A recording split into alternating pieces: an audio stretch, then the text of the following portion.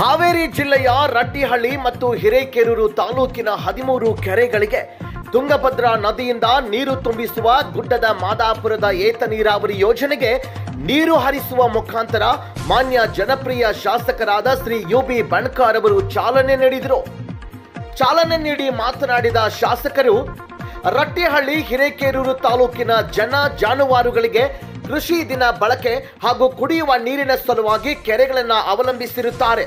ಈ ಪ್ರದೇಶದಲ್ಲಿ ಸುಮಾರು 8-10 ವರ್ಷಗಳಿಂದ ಸರಿಯಾಗಿ ಮಳೆಯಾಗದೇ ಇರೋದ್ರಿಂದ ಕೆರೆಗಳು ಹಲವಾರು ವರ್ಷಗಳಿಂದ ತುಂಬಿರುವುದಿಲ್ಲ.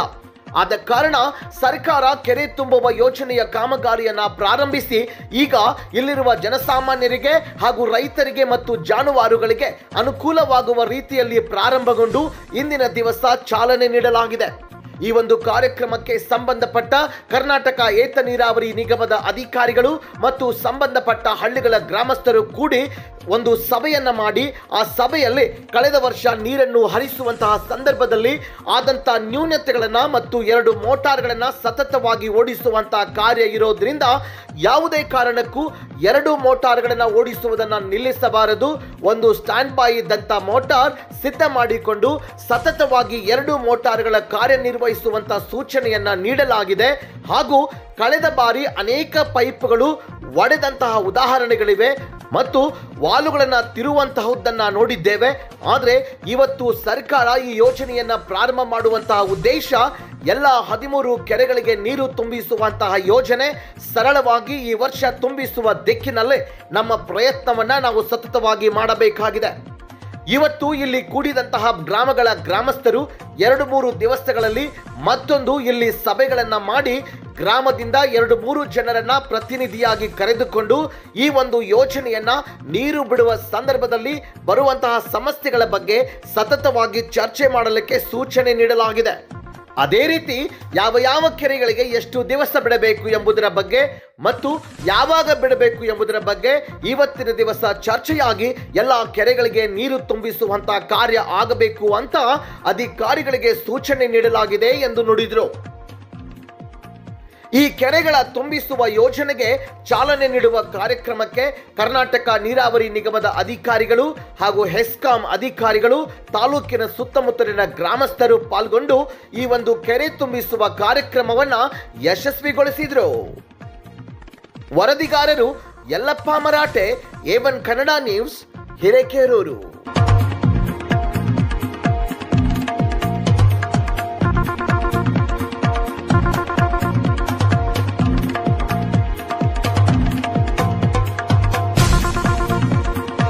ಗುಡ್ಡದ ಮಾದಾಪುರ ಏತ ನೀರಾವರಿ ಯೋಜನೆಯ ಜಾಕ್ವೆಲ್ನಲ್ಲಿ ಕೆರೆಗಳಿಗೆ ನೀರು ಬಿಡುವಂಥ ಒಂದು ಕಾರ್ಯಕ್ರಮದಲ್ಲಿ ನಾನು ಮತ್ತು ಕರ್ನಾಟಕ ನೀರಾವರಿ ನಿಗಮದ ಅಧಿಕಾರಿಗಳು ಮತ್ತು ಸಂಬಂಧಪಟ್ಟ ಹಳ್ಳಿಗಳ ಗ್ರಾಮಸ್ಥರು ಕೂಡಿ ಒಂದು ಸಭೆಯನ್ನು ಮಾಡಿ ಆ ಸಭೆಯಲ್ಲಿ ಕಳೆದ ವರ್ಷ ನೀರನ್ನು ಹರಿಸುವಂಥ ಸಂದರ್ಭದಲ್ಲಿ ಆದಂಥ ನ್ಯೂನತೆಗಳನ್ನು ಮತ್ತು 2 ಮೋಟರ್ಗಳನ್ನು ಸತತವಾಗಿ ಓಡಿಸುವಂಥ ಕಾರ್ಯ ಇರೋದರಿಂದ ಯಾವುದೇ ಕಾರಣಕ್ಕೂ 2 ಮೋಟರ್ಗಳು ಓಡಿಸುವುದನ್ನು ನಿಲ್ಲಿಸಬಾರದು.